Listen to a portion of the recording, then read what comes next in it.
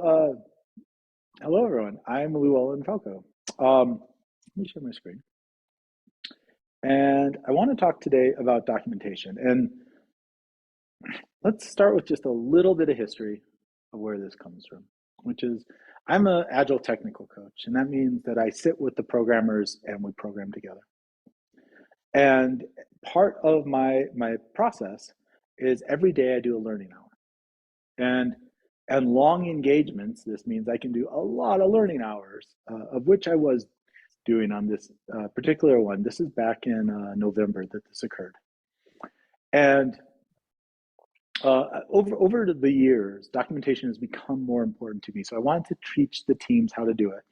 And I have this sort of theory of like awareness, proficiency, fluency. And I had gone through a lot of awareness with this team on documentation. We had watched some videos on it, talked about it, stuff like that. But I wanted to move into proficiency. So I wanted a hands-on exercise.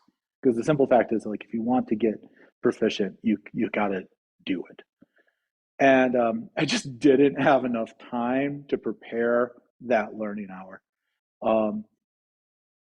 It's just, like I said, learning hours can take a long time to prepare. And I was on like number 60 and I just didn't do it. So I broke a sort of fundamental rule that I usually have for learning hour, which is learning hours should be valuable to people who don't work at the company. Right? It should not be a working meeting. It should not be, like, oh, let's get to learn our systems. Like, that's not the idea. But I was like desperate. And so what I did is I chose a project that was sort of lower down on their stack in the what we'd call the back end. And I had the person who was in charge of that project there, and I just sort of asked the crowd, what pages do you wish existed? And we took those pages and then we categorized, we voted on them. One jumped out, and then we started to write that page. And there was a hunger in that room that I have never seen in a learning hour. The thing that I realized is, like, I have open source projects, and when I don't write documentation for my open source project, people come and they look at it and they get confused and then they leave. And that's a very asynchronous thing. That's not an option when you need to use an API that your company wrote. You don't get the option of saying, well, screw this, I'm going home. Like, you have to figure it out. And so there was a frustration and a desperation that I just had not seen before. And so that is what I want to talk about today. I want to talk about the mechanics of it, how to run these, but more important than any of that, I really hope that you will try running some of these sessions with your groups, because you might be surprised at how desperately needed this stuff is. So that being said, let's get into the presentation. I want to start with this quote from Darkest Dungeon, which is a wonderful game if you are so inclined. Curious is the trap maker's art, his efficacy unwitnessed by his own eyes. So I think documentation is the same thing, right? Both on both sides, both when it is successful and when it is an utter failure, you do not get to witness it. It's the asynchronous nature of the beast. There's going to be a lot of resources with this talk. I will throw this into the chat. Maybe, yes.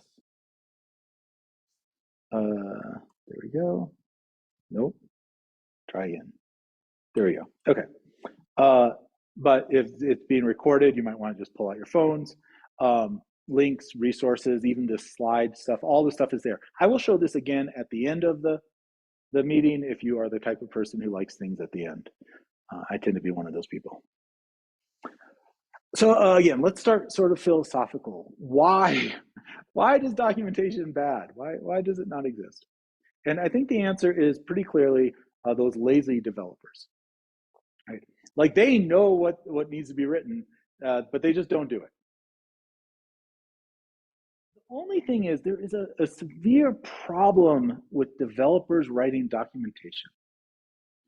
And I just want to give a quick example of like some documentation that I think is really valuable. I'll read this out. A newspaper is better than a magazine.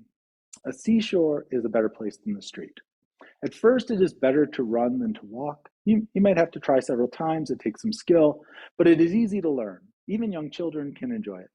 Once successful, complications are minimal. Birds seldom get too close. Rain, however, soaks in very fast. Too many people doing the same thing can also cause problems. One needs a lot of room. If there are no complications, it can be very peaceful. A rock will serve as an anchor. If things break loose from it, however, you will not get a second chance. So look at all the wisdom that is in this documentation. Like there's so many amazing nuggets, right? The problem is, I think the documentation that I read and the documentation that you hear might be very different. Maybe you're not seeing this as like clarifying or insightful, right? It might be helpful to mention that I really like kites. Flying kites is really kind of amazing. Building kites is amazing. You can create your own. There are stunt kites that can do some amazing tricks. Um, and, and again, there's a whole craft element to that. And when it comes to flying kites, I have found that newspapers are better than a magazine, that a seashore is a better place than a street. At first, it is better to run than to walk. You might have to try several times. It takes a little bit of skill, but it is easy to learn. Even young children can enjoy them. Once successful, complications are minimal. Birds seldom get too close. Rain, on the other hand, soaks in very fast. Too many people doing the same thing can also cause problems. One needs a lot of room. There are no complications. It can be very peaceful. A rock will serve as an anchor. If things break loose from it, however, you will not get a second chance. This is usually referred to as the curse of knowledge. And it is that very reason that causes two problems for devs writing documentation. The first is they often write documentation that doesn't make any sense to the person who actually needs to read it, right? But there's a much bigger problem that curse of knowledge can make it that they don't even realize that they need to explain a thing that is so obvious to them. So if it isn't the documentation, like if it isn't the developers, the problem is obviously those lazy users. Like they're the ones who actually know what they want. Why aren't they doing this? It's the same problem. The problem with the users is they know what they want, but they don't know how to write any of the, like they know the questions, but they don't know the answers. Through like some things in here, but I want to point out that one of the most famous sites in the world for documentation solves this particular problem. I don't know if you've heard of this site, but there's this very useful site called Stack Overflow. Maybe you've used it. The genius of Stack Overflow is like, look, here I have this problem, how to give a dictionary to a dictionary value. It is written by random. Oh, sorry, it was asked by John Paul Jones.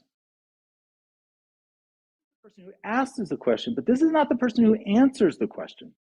It's Me 86 is the person who answers the question. These two pieces are required to make a good piece of documentation. You need the person who knows the question, and you need the person who can answer the question. Stack Overflow answers the third piece as well, which is you vote on the answers that are successful, meaning we go back to the person who doesn't know and say, does this answer make sense? It allows the ones that do to float up. So like these are the components that are sort of needed for documentation, right? And the problem in general is they are almost never in the same room.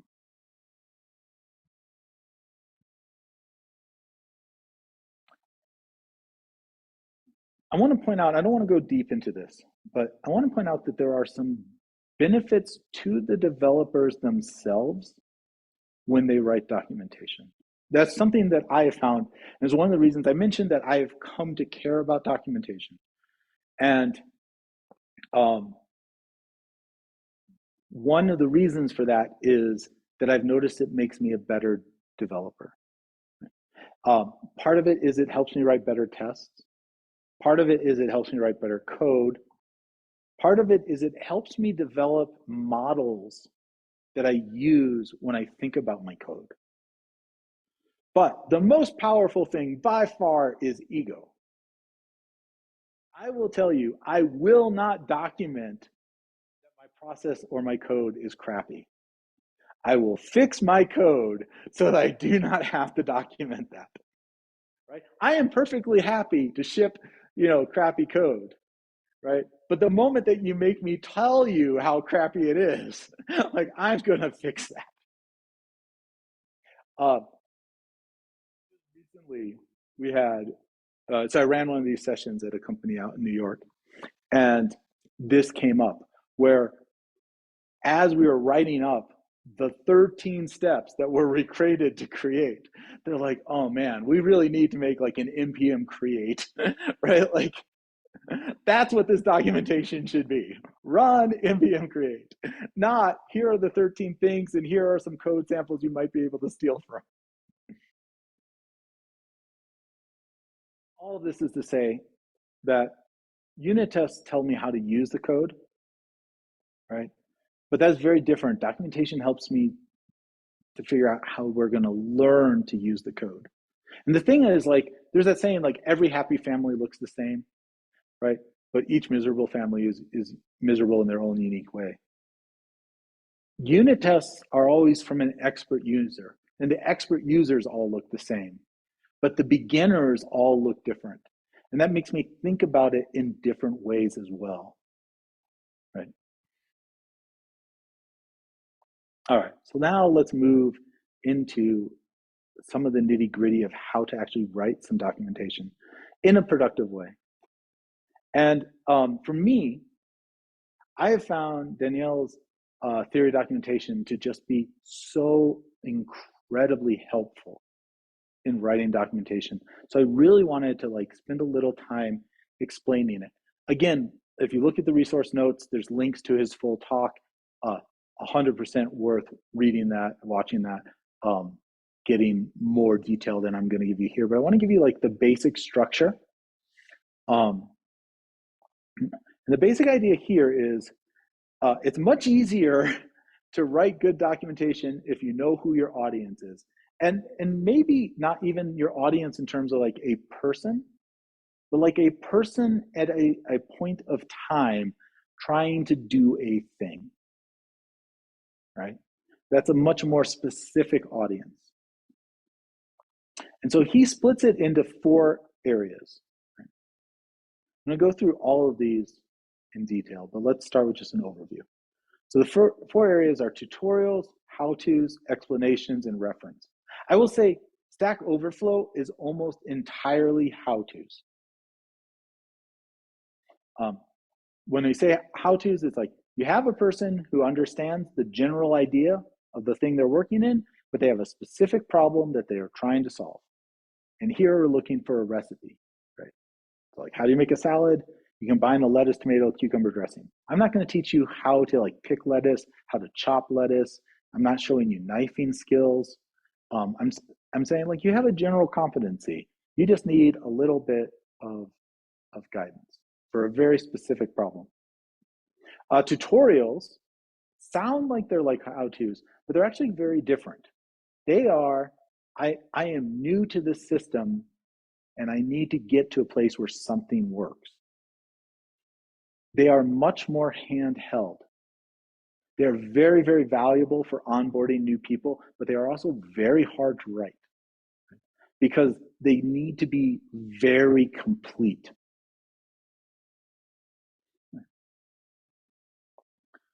Reference is like your API list.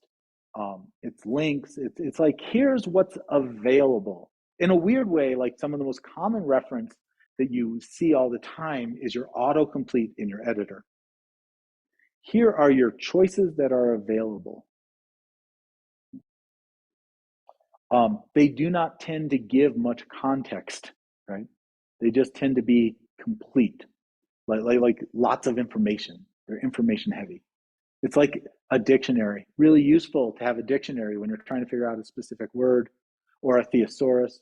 But dictionaries are not that useful for learning a language. Right? And then explanations. And explanations are much more philosophical. They involve history.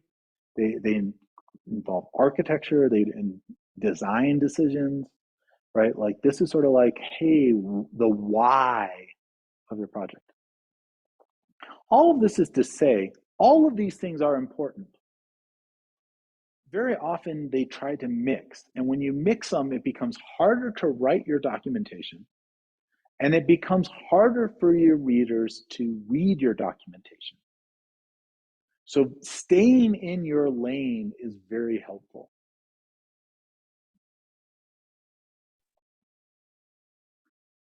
Tutorials, they're for beginners. They're always for beginners. They're always about learning. They are complete, and they have very practical steps, right? Do this, do this, do this.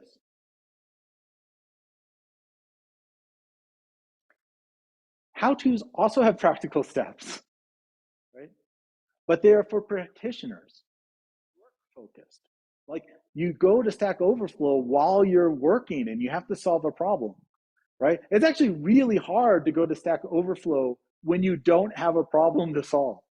I know this because I had to find a problem to show you in Stack Overflow, and all of a sudden my mind goes blank. I go to Stack Overflow probably 20 times a day, and all of a sudden I can't figure out like what to ask it. So how-tos also have a lot of code snippets, right? We'll talk about those in a moment as well. References also work focused. I mentioned your autocomplete as like one of the most basic references, right? Think of how often you use that while you're working. Right? They have a lot of information. They also have a lot of links. Very often, I will write references whose whole purpose is just to link to all the other places. Here's all the how-tos related to this topic, right? Shared with that theoretical information is explanations. This is a place where diagrams show up a lot, right? This is a place where it's about understanding and learning. This is a place where we ask the why questions, right? And so my main point here is that these things all overlap, right? And it is that overlapping which seduces us to write documentation that is hard to write and hard to read. That's why being very clear which lane you're in can help you to write these pages. I will also say, as a general rule, I almost always want to start with the how-tos as they are the easiest things to write. That doesn't mean I stay with how-tos, but if you're doing this with your group, I highly suggest start with your how-tos. They are by far the easiest thing to write. Tutorials, I think, are the hardest things to write, but I will say that explanations are like a wild card. Sometimes they're fairly easy and straightforward to write, and other times they're like a poem. And I'm just like, it's only 5 lines. Why can't I make something beautiful? Yeah. Stay in your quadrant. Also, I did mention code snippets. I'm sure you haven't had this experience, but I have had the experience where I've copied and pasted sample code from documentation and it does not compile. That can be very frustrating. And MD Snippets is a really basic tool. I usually put it into my CI that solves this problem. So I just want to mention it because you will undoubtedly be using code snippets. I have found MD snippets to be useful even when the snippets I'm doing, like the only thing I'm getting from it is that it compiles, right? But the vast majority of my MD snippets actually come from unit tests that tells me not only does it compile, but it also works. It consists of 3 points. In your documentation, in your markdown files, you literally just say snippet : name. And that will grab the snippet and update it. And every time you run it, it re-updates, so it stays constant. Then in your code, you need to put a comment. Now, MD snippets is sort of comment agnostic. So it has to be on a single line, like you can't put it with other stuff on that line, but you can do this in C style languages, you can do it in Lisp style languages, you can do it in Python. Like, it doesn't matter how you do your comments, right? It will figure it out. And then you have this begin snippet and the name. And then you also have an end snippet. And whatever is between this begin snippet and the end snippet, that's what gets inserted where you say snippet name. And then it also detects the file that it took it from, and will use that as the file type. It looks sort of like this. So here I have some code. Here I have my begin snippets and my end snippets. And then it pops in to the documentation like this. You will also notice that it has these links for snippet source and anchor. If you click on the snippet source, it will take you to the code, which solves another problem that is very complicated in documentation, which is like, do I put all the comments around it? Or do I put like the imports? Do I put like this other structure, which makes makes sure you get everything you need, but also makes it really hard even to read the piece of the code that you care about. You no longer have to make that decision. Put the piece of the code you care about. Yeah. The snippet source, how well does that track as you change, as the code evolves and grows, ages? It's literally a link to the source code, so perfectly. So if, for instance, the above one, integer array numbers and then numbers equals, if lines were added in between that, what would it link to? It will still link here. Let me actually show you this like in production. So if I can move the thing out of the way. So we'll go like Java here, and we'll just find a block of code. So here's a block of code. Seeing your presentation, although we do see your mouse moving, which is a little bit confusing. Super interesting. You're not seeing anyone else? We're just seeing the slides. Yeah. You are. Okay, hold on. Let me stop and try again. Desktop 1. What about now? Seeing your web browser. Okay, good. Java. So, thank you. So here, the snippet. Like I said, my CI automatically regenerates this on commit. So if it ever changes, it will stay in sync. But when I click snippet source, it takes me to the actual source, highlighting the lines between the begin and end. Right. So I get everything that I want right there. All right, we are back on slides. Are you still seeing slides? Yep. Yes. Anyhow, the point being, MD snippets is a very useful tool if you have code samples, and most likely you will. Again, links to it, it's all free, but also links to like CI, like samples of like GitHub actions and stuff that will generate it for you in the resource page. All right, so now let's move to a documentation. And I actually want to have no idea how well this will work. I want to try it out. I want to try to run one of these with you. I'm going to go through the steps first, and then we're going to go to a Google Doc and we're going to actually do it for a time box we might not complete. I will say that with every time I've run this in a company, we've never completed the full page. That doesn't seem important. Just getting it started is useful. In fact, Actually, let me give one more story before we go. You can see my web browser again? Yep. So we did a variation of this here, just on the page. So in our documentation, we have this like missing documentation, right? Hey, if there's documentation you wish existed, please add a page request to this issue. Okay? And so we put this up. We put this up at the beginning of the year, right? And just sort of saying like, hey, add comments if you want to see anything. And somebody did.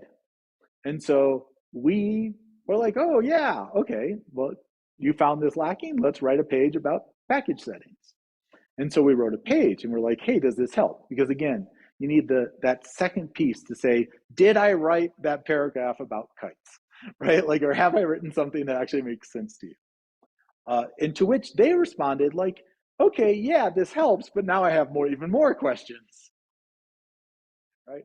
And to which we responded by making more pages. One of these pages is this page, the benefits of different reporters.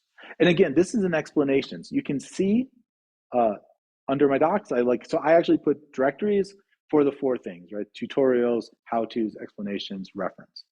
Because it just, again, it helps people to find what they're looking for, and it helps me to organize my thoughts. Explanations, I mentioned, often have diagrams. Here we're using Mermaid. I'm not sure if you've seen Mermaid before, but if I hit the raw of this, you can see that the flow chart is right here. It looks a lot like GraphViz, if you're familiar with that, but slightly different, extra dashes. And it's saying like, here's the flow chart, and then it gets rendered here in the markdown, right? This page is a very fundamental to how approval test works. I created approval tests in 2007 and have been actively working and improving and maintaining it for more than 15 years now. It never occurred to me to write this page. Mm-hmm. Because again, I just really want to state, I am the worst possible person to know what pages need to be written for my project. Right? I'm good at writing the page once it knows.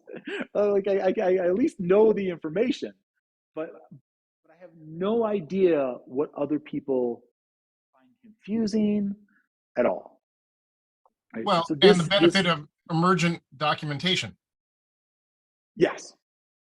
Yeah. The benefit of having that cycle go back of, hey, tell me what needs to be written. Tell me if what I wrote actually makes sense. It's sort of like TDD for your documentation. All right, so collect the pages.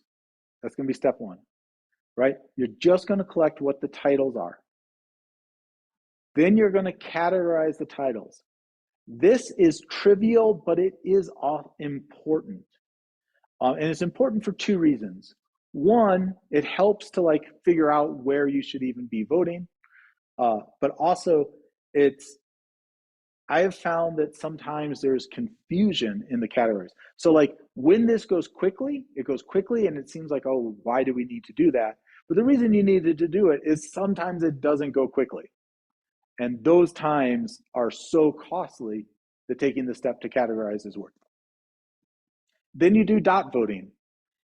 I can't imagine at this group that I really need to explain that, but my experience is that it is not even close what the front runner is.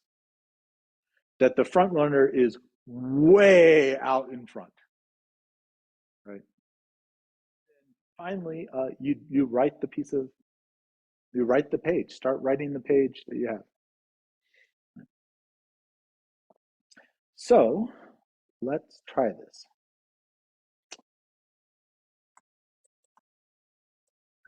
Falco /1 common seed.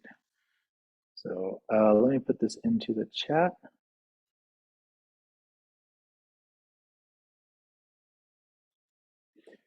Oh, slightly more than I wanted to get rid of. Let's get rid of all the rest of that. Okay, get rid of all of it and then paste it again. Okay, so I have a Google Doc here that's open that everyone can jump to. I can see the animals filing in at the top. Because we are not in a company together, we're going to have to add one more quick thing in here, which is expertise. So as I mentioned, we need somebody who knows the answers to the things. I have expertise in approval tests. I'm just going to ask people to add what do they have expertise in. Right? We do not need to write it about my thing, but we do need to write it about something that someone has expertise in. So I'm going to ask you to, if you have something that you do have expertise in, put it on there.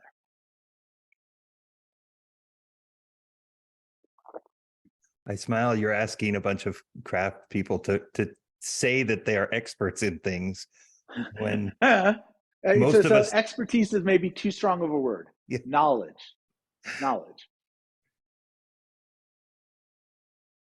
If you have an open source project, please put it in there. But yeah, there's no off limits.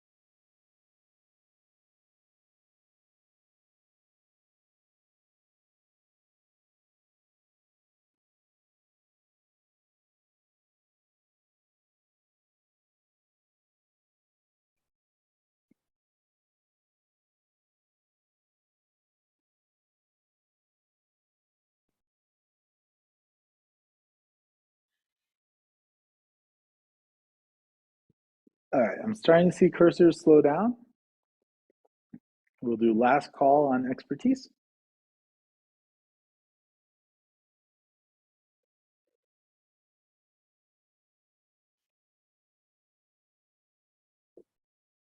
Going once, going twice, going. All right, so next, we are going to go to wanted pages, page titles. So under here, any page you wish existed. I'll give lots of spaces.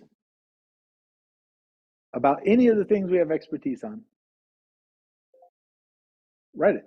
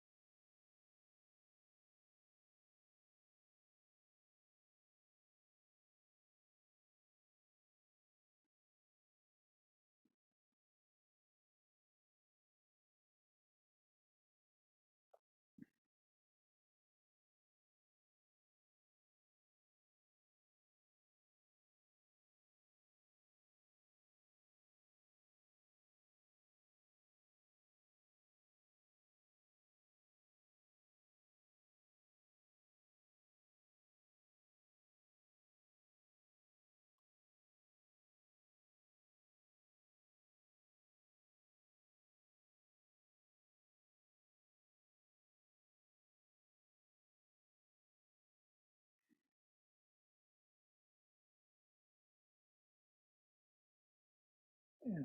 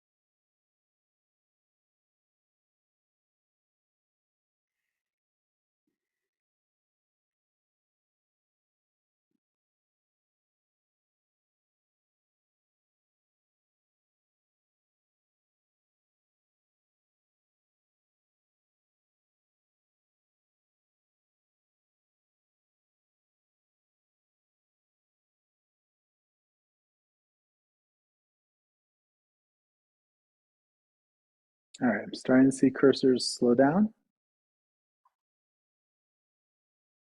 Last chance.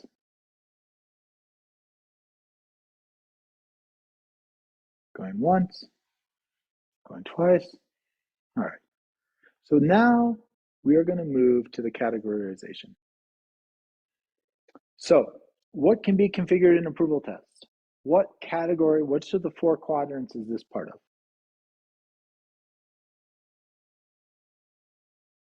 Oh, is there a way I can just run a poll in the chat? No. Well, Does let's Zoom try have that? this.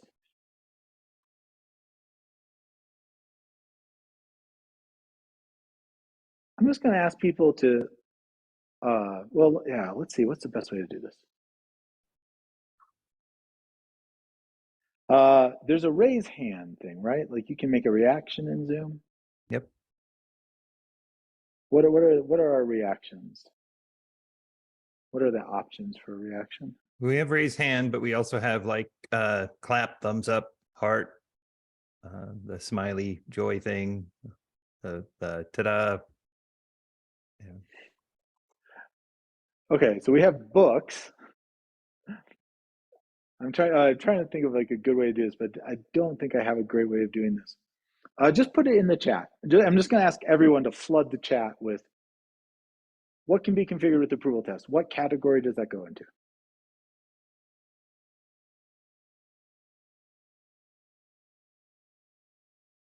Oh, okay. Actually, that's a better way of doing it. Sorry. Let's do it this way.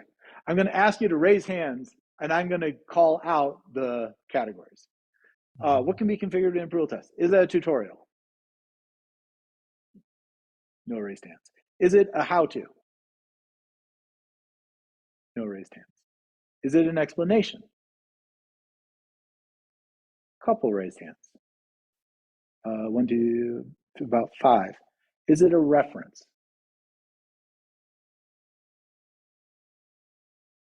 About 5 raised hands as well. It is a reference, right? This is a like, what are your options? Right?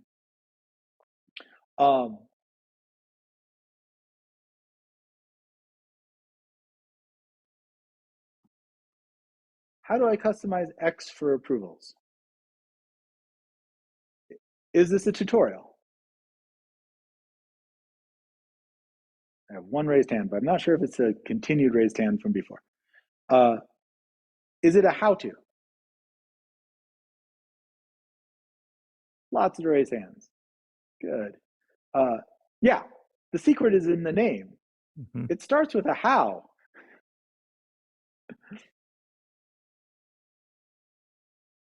Identifying code smells. Is this a tutorial? Is it a how-to?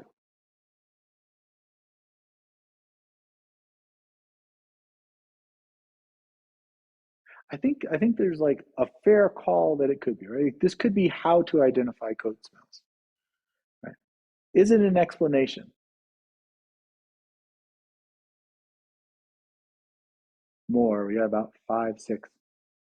I think this is more of an explanation than a how-to. If it was a specific code smell, then I think it might be different, right? Like if it was how to identify like primitive accession, that would be a how-to, right?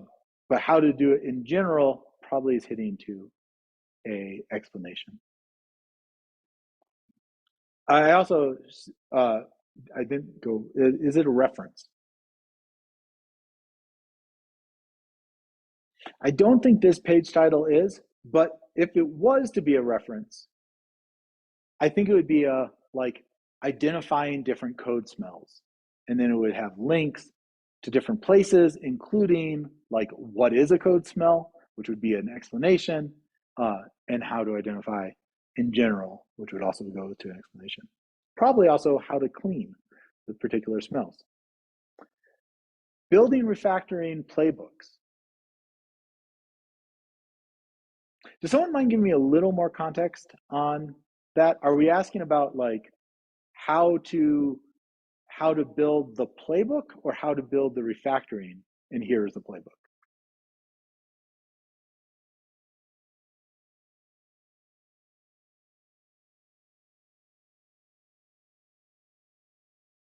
Silence. So we will assume for right now that the thing is building the playbook, right? The playbook is the important word in this statement. Again, tutorial? No. How to? Seeing 2 hands, 3 hands. Explanations? Reference. This is a how-to. A better name would probably be how to build playbooks for refactoring. And now it becomes much easier to see the how-to-ness. Why would anyone use React Native? Is it a tutorial? A how-to? An explanation? Yeah, okay, we're starting to get it.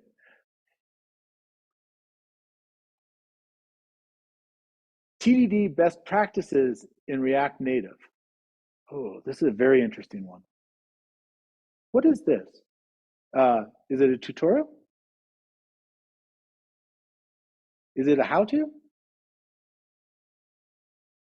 Got one. Is it an explanation? Is it a reference? Yeah, this is a reference.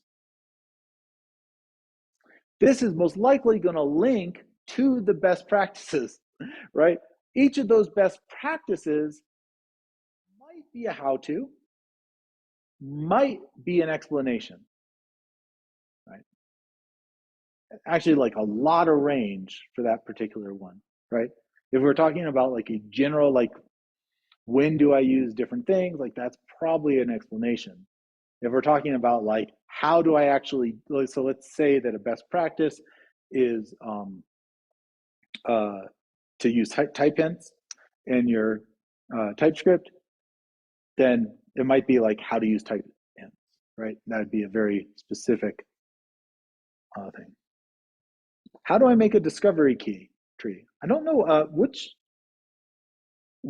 in what. Can someone give me like an extra piece of context to this one? Discovery trees are something that several of us have been using lately. Steve's been talking about them, and is it language specific or API specific? It's more process specific. If you think about sort of just-in-time design in a collaborative and easy to radiate way. How about that? Ah, all right. Oops, sorry. I need like one extra word to flesh out this title a little Or bit. this story. Sometimes you take a user story and you kind of break that down by a discovery tree. So maybe just for that example. Okay. I think that's a good. So for a user story, does that hold to the concept that you're looking for? Okay. Yeah, Cool. it could be applied to that. And then I'm just going to ask you directly, what type of category is this? It's How Howto. How to. This is how to. Yep. Difference between discovery and story map. What is this?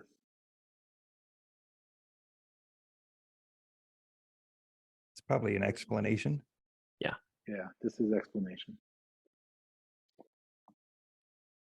How to the best practice is to make parameters tests readable and extensible.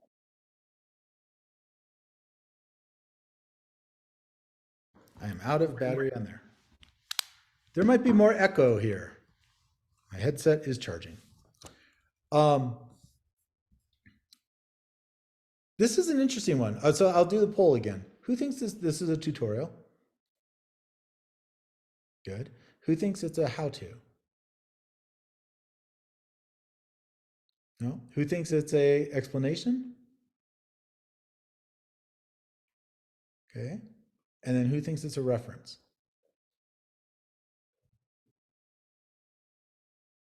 Okay.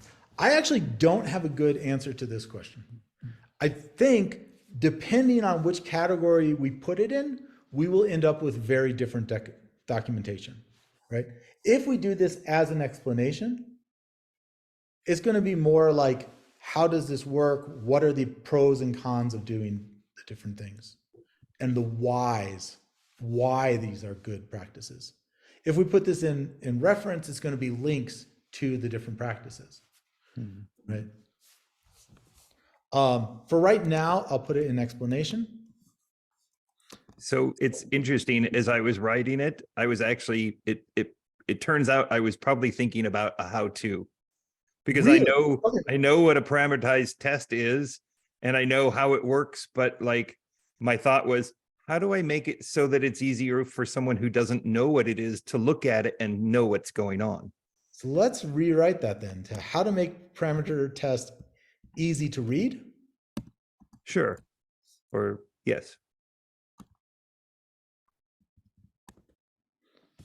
Nice. And yeah, now it is clearly a how-to. Again, this is why the categories have been really helpful to me, right? Like it really helps to focus what I'm trying to write, make it easier to read. Yeah, so secondary page also would be a how-to. How to keep your brain awake when you type for others. Again, it's in the name. Make my window smaller. What is the benefit of typing for someone else when you're unfamiliar? This is an explanation.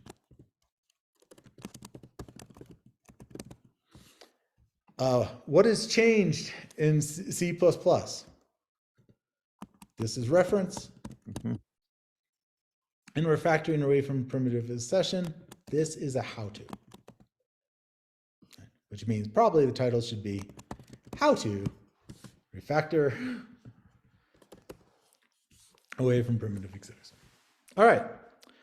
Next, we are going to do dot voting. I'm going to use a technique from safeguarding for dot voting in a document, which is to say, I'm going to give you each 2 votes. In this, put square brackets in front of everything.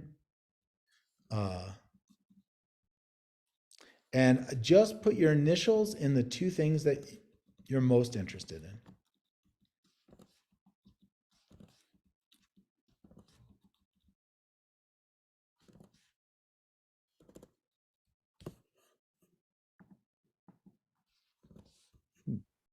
There we go. So like if I was voting for this one, I would put an LF here and then a comma. It looks like Sherry just asked a question. Could we get a couple of tutorial title examples? Oh, yeah, absolutely. So tutorial usually start with like getting started or intro or building your first. So if we go up here, writing your first approval test, right? Or introduction to approval test, introduction to Java, right? Or we could even be more specific, like introduction to Java 7, introduction to React Native, writing your first React Native web app, writing your first unit test. Well, you said writing your first approval test. If it was how to write your first approval test, that sounds like a how-to. Yes, right. So this is where like the categories are really tricky. If it is a how-to, I would assume that you have general information about stuff, right? So I might just have like a code snippet in there. If I was doing a tutorial on how to write, in fact, like I have a tutorial on this, so let's go actually like pull it up, and so I can show some of the differences. Documentation, tutorials. I think I want, no, here, there we go. Okay, so here you will see like it's much more handheldy, right? Like here's a starter project, open it up. Let's add our first test, do that. Run it, I expect to see this thing show up. Oh, look, you might never have seen a diff tool before. Let me show you like how to copy things over, right? Now you'll see this and when you save it, right? Now when you run it, this should happen. So it's very, very step specific, right? I just look at all like, look at how long this is, right? If it was just a how-to, so let's go take a look and go back here into one of our how-tos. It's make it easier to do just by going straight to the docs and into how-tos. Like, so how to install approval tests using CMake, right? Notice much, much smaller, much less hand-holding, right? Here's why you want to do it. Here's an example of doing it, right? Will this work for you? Probably, right? But not definitely. You might need to like adjust some things here for your context, right? But we're assuming that like this, that you are coming to this with the knowledge where you can make that adjustment. Does that help, Jay? Yeah, I think so. Cool. Yeah, let's move on. A couple more minutes to let people do their dot votes.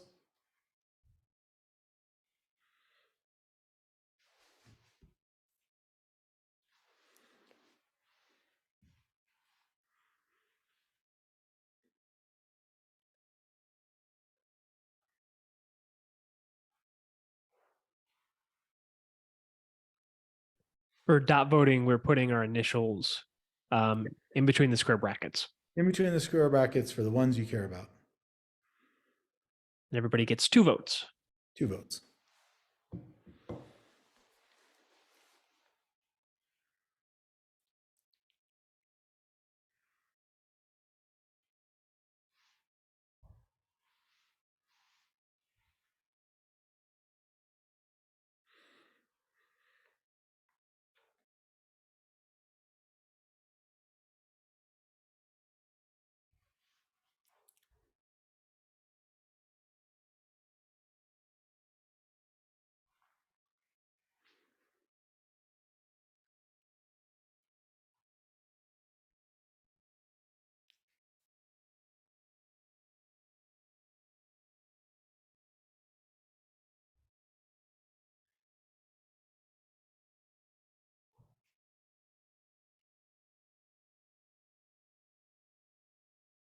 Don't be bashful. Vote.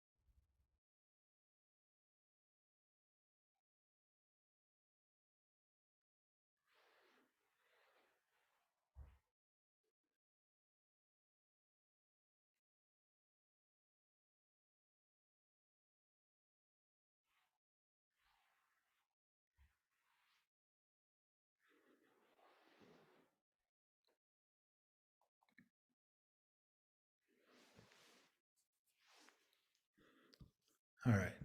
Looks like things are dying down. So one thing that I didn't do here that I will often do in the company is I will actually limit the voting first to the how-tos. I didn't do that, which is probably a mistake on my side. Usually I do that just because the how-tos are easier to write. So if you've never written one before, if I go retroactively and take a look at the how-tos, we have one here, we got one here, we got two here, we got one here, and we got one here. Do we have anything with three? We do. Identifying code smells hits all three as an explanation.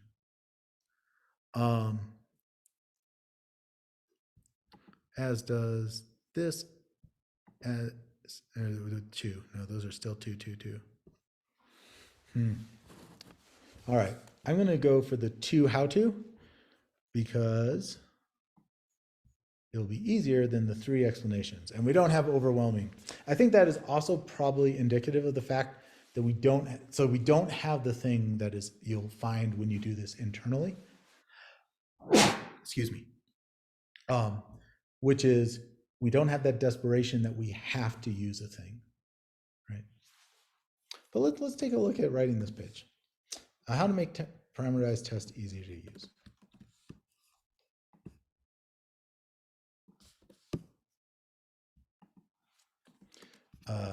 Put that as title.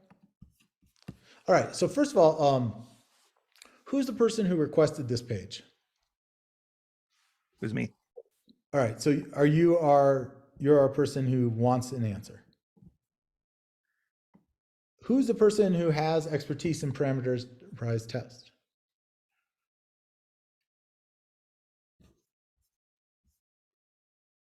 This is not the time to be shy.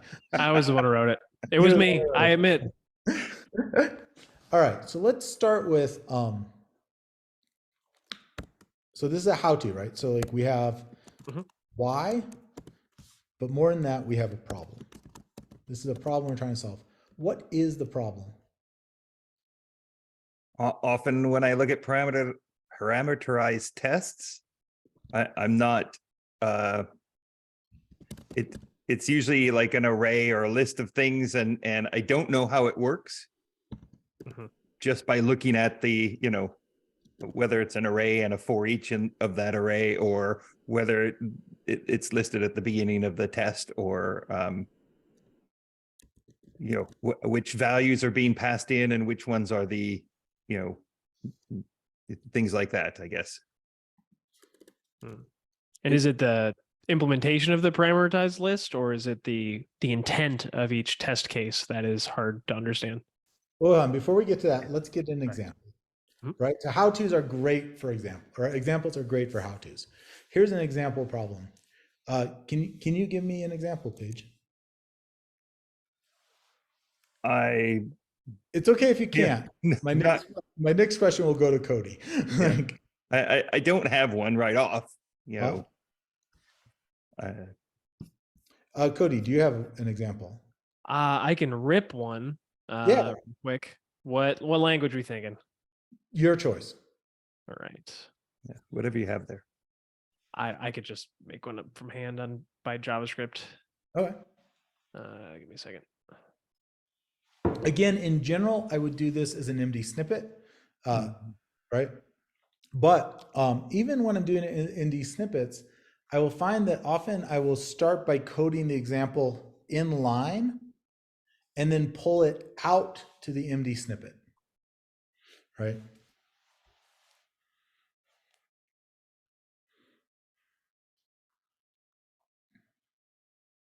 I'm just gonna make one by hand real quick. Oh, yeah, this is great. 1, 2. Oh,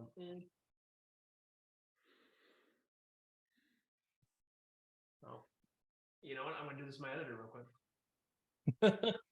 Okay, that also works.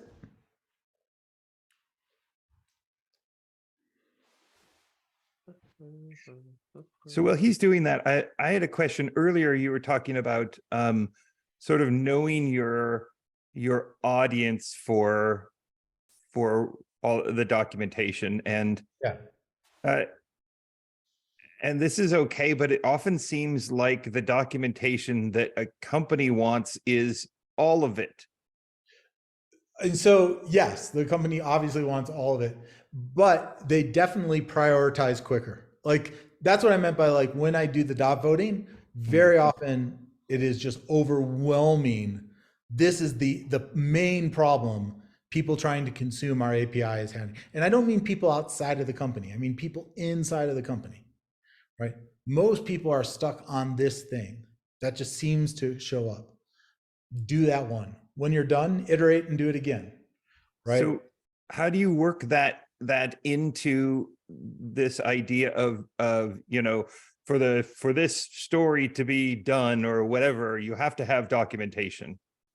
So, oh yeah, so documentation is definition of done. If you're doing that, you probably don't need this technique. Yeah. Like, you still might want to use Daniel's theory of documentation. We use that, and I've been on projects where we do have documentation as part of the definition of done. This tends to hit a different problem. This tends to be there's sort of no documentation. Yeah. Or there is documentation, but like the piece that's really needed is really missing. Yeah. If you have good documentation, then you're like already good. You don't have the problem to solve. Okay, so we got an example here. So we have Codian page each. It says hello to name, expect name to equal. So Paige, Yes. This comes back to you.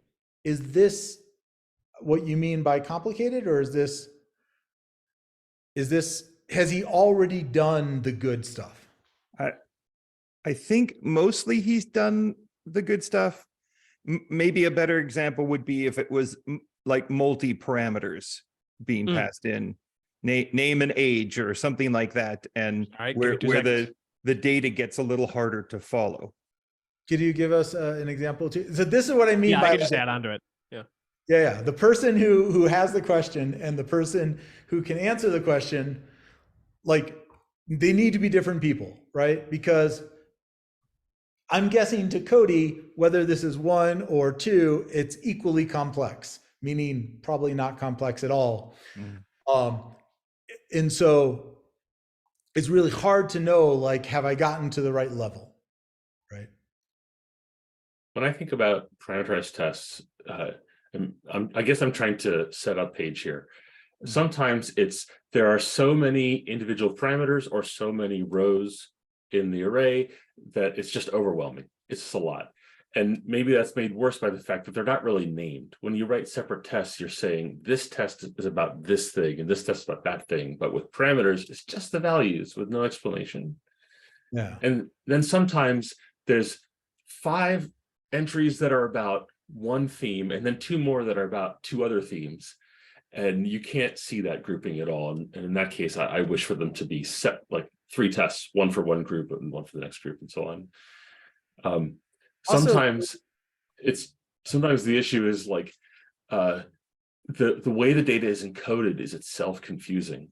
like at the end, it's like, oh, assert expected value, where expected value was the third parameter. And you're like, I can't even read one row. If there was just one row in this parameterized test, I would still be confused. So I've seen those problems. Paige, what's on your mind? We can, well, so that we can make that more explicit, you've also written a property-based test. Can you take the expected result and shove it into the parameterized part? Yes.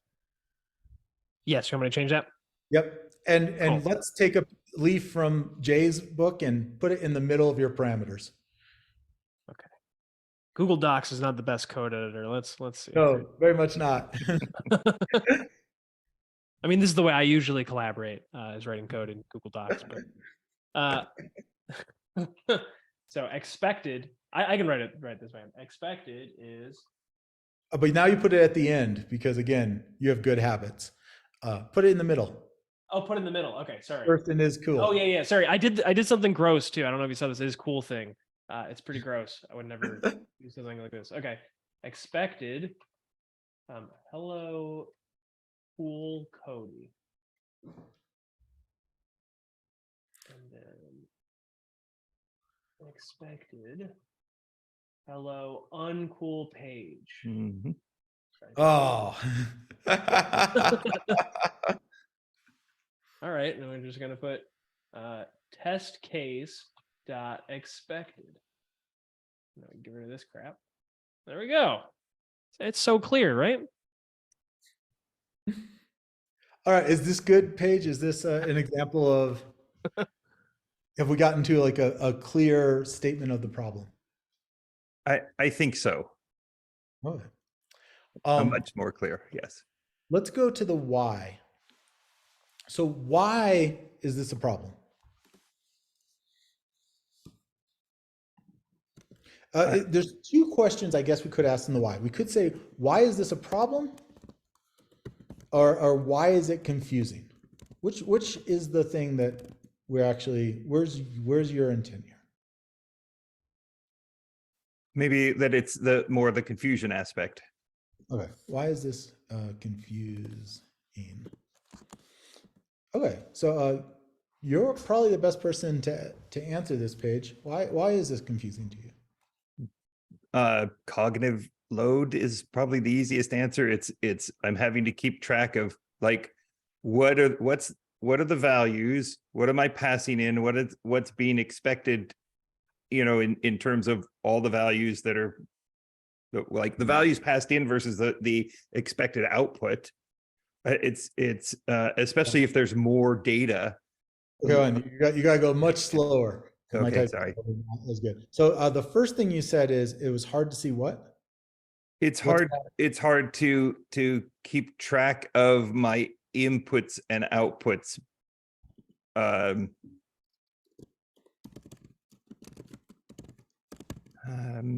next.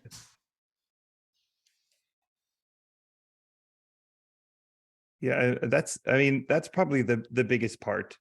And maybe I don't see much here, but usually when I've seen this, Jay was kind of talking about this, is that there's like multiple possibles. The expected is a string unless, although sometimes the expected is undefined. That's one of the test cases, I can add that. I think it can also be hard to know that you've covered all the test cases if you wanted to change it. And what's the reason for each test case? Excellent. Yes. I love that. Hard to understand the reasons.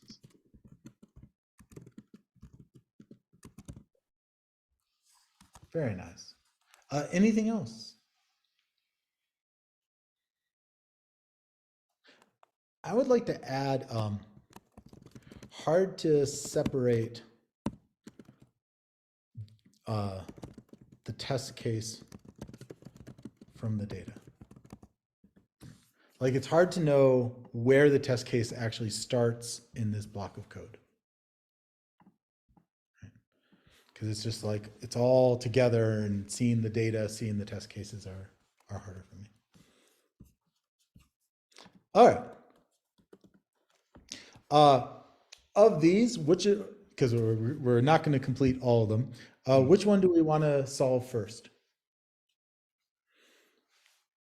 Inputs, outputs, what is covered, reasons, the data. It's your choice, Paige. There's no wrong, right answer. Yeah. Okay. How about reasons? That's an interesting one. Maybe I'm picking one that's too hard for this example. Yeah. Showing reasons. That's not a great use of English. What would be a better way of saying like showing reasons?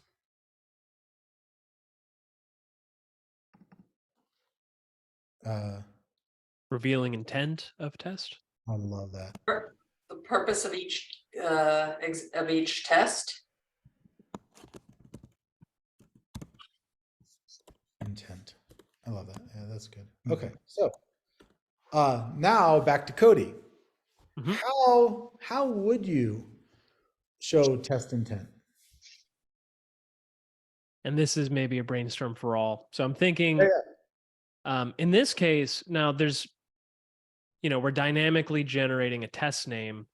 As much as it sucks to keep adding more things into what this test case thing is, we could actually have the test name be as part of the parameter going in. So maybe it helps reveal the intent. That's one way.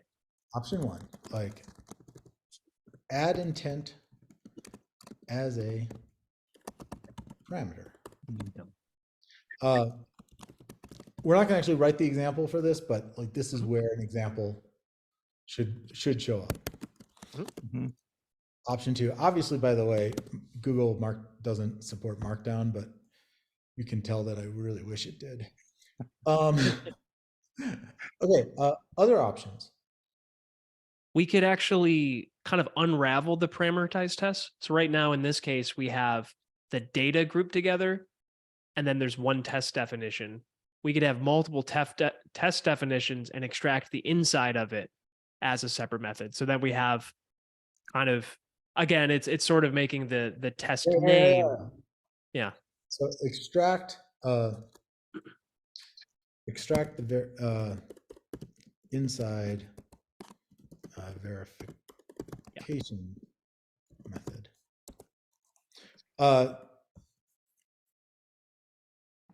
So this, again, like an example here would be very useful. And this one, can you really quickly sketch up an example? Because it feels like I can do that. This is the place where like just a little bit of example takes away my need to write a lot of English. Yep. Give me 1 second. But using a helper function that each of the tests call. Yeah. Oh, I like the way you said that too. Extract the verify into a helper function that multiple tests call. And that also allows you to group, right?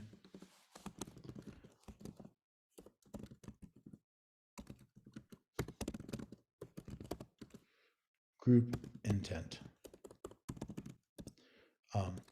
such as tests for different names, test. Let's put this into like a JavaScripty thing. Test. Sorry for choosing JavaScript. Different names and wait for.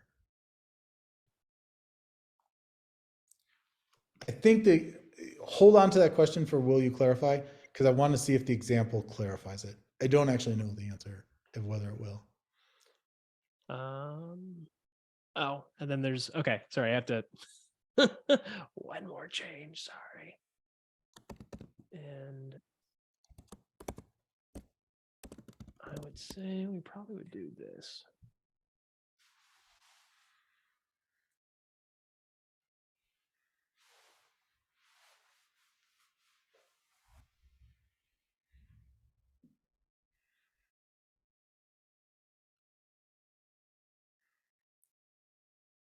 Okay, sorry. Now I got it.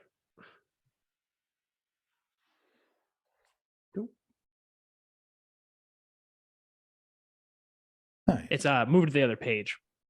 So here, let me We have just a for the search sake of correct name, and then we have, it says hello to Cody, it says hello to Paige, right?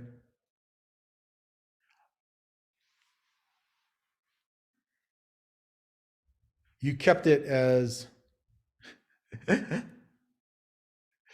you kept it as a property test, but that's still good. Yeah. My question here is now, is the clarification there or is it still needed?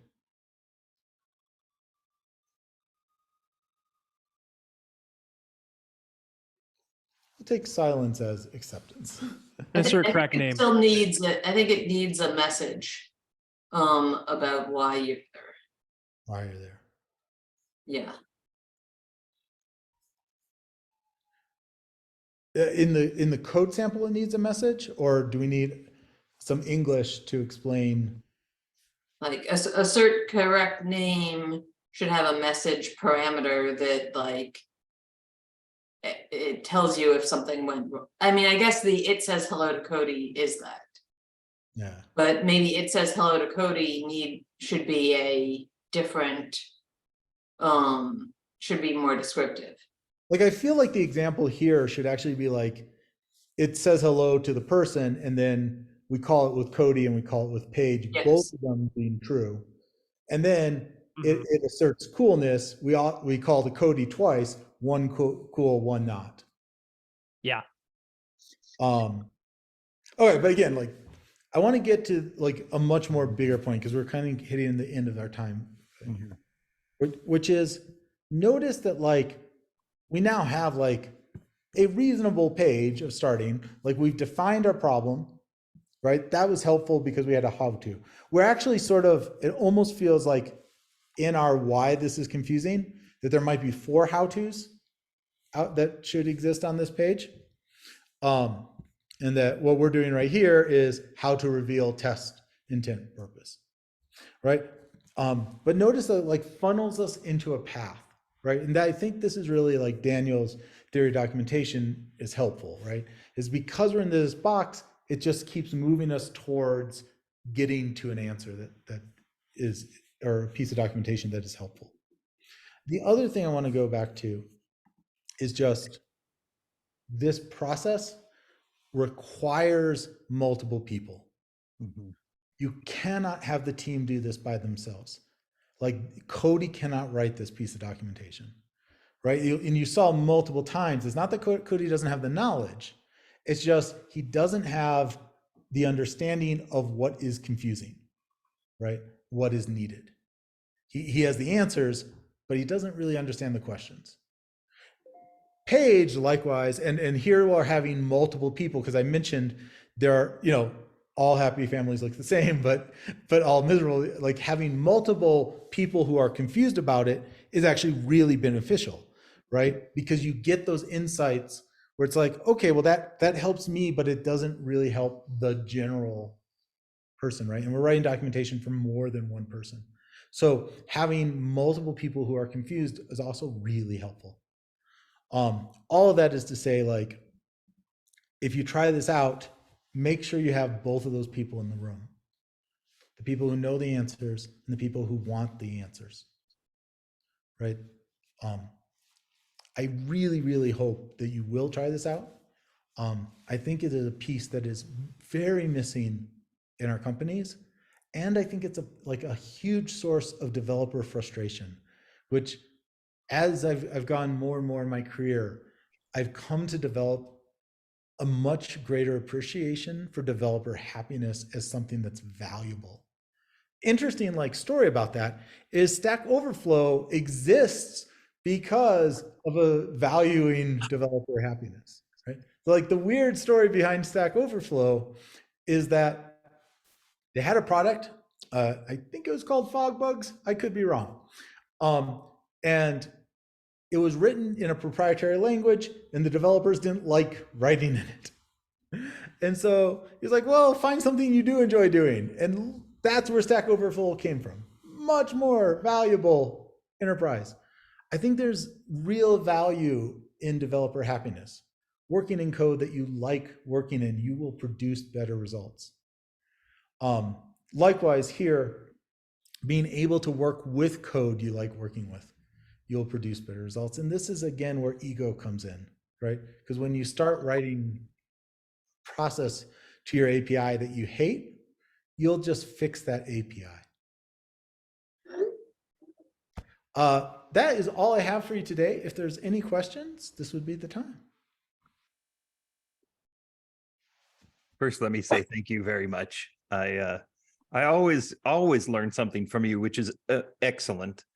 And it's always, it seems like I'm like, oh, that's an interesting topic, and you know, that's kind of interesting to me, and maybe I'll get something, and then I walk away going, wow, I totally didn't think about that, and that's amazing.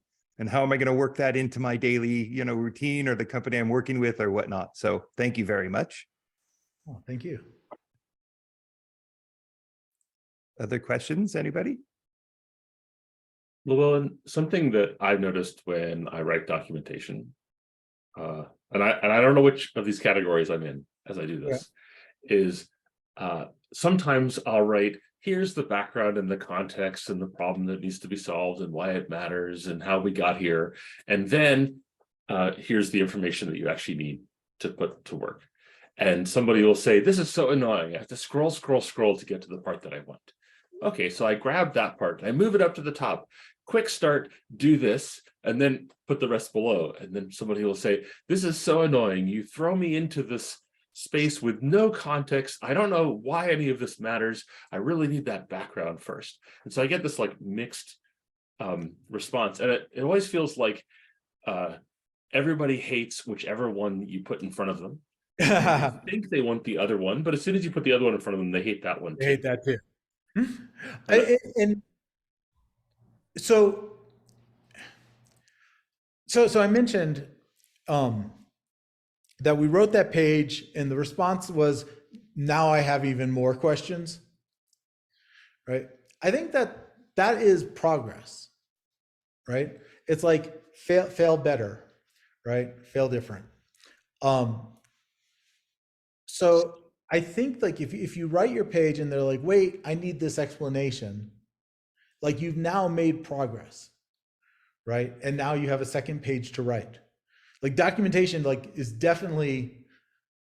not write one page and that is the documentation for your system, right? The idea here is to write one more page than you currently had.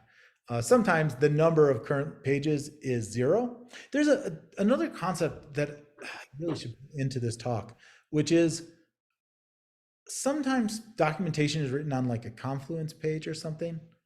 I've come to really dislike that.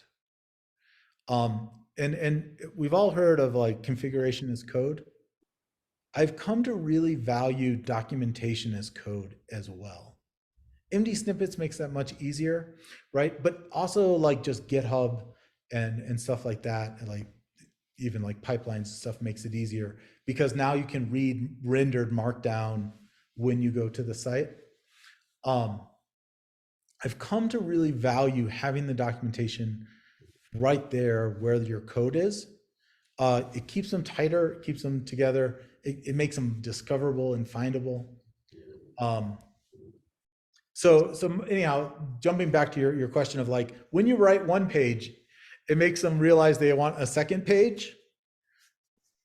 I think that's a good thing. I think that means you do need 2 pages, right? Another thing that's really helpful is reference. So Simon has this saying, it's like, eventually all documentation comes to teaching people how to program, right? Something that is really helpful is realize where your boundaries are, where you're like, okay, now I need to link, like, so if I'm writing something about approval tests and I'm explaining how to use JUnit, I shouldn't be doing that. I should be linking to a page that explains how to use JUnit, right? And so notice like when you're going outside of your project. But as long as you're in the project, if there really are 2 pages, good, write your 2 pages. Write one as an explanation that sounds like you need for the context, and one as a how-to, which you also need. Link back and forth between them. And then when you get people who are like, I just need the how-to, they're good. When there are people who are like, I need the explanation, we're good. And when you need someone who needs both, you're also good. You know, the first thought I had was about how you categorize them, and how that might help fix Jay's issue, in that like someone wants to go to the explanation, they go right to the explanation. Yeah, it's been interesting that the categories also help me when I'm reading documentation to know where I should be looking. Any other questions?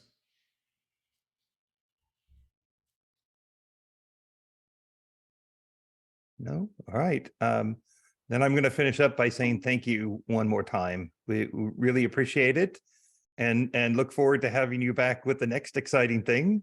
And then a quick shout out for next month.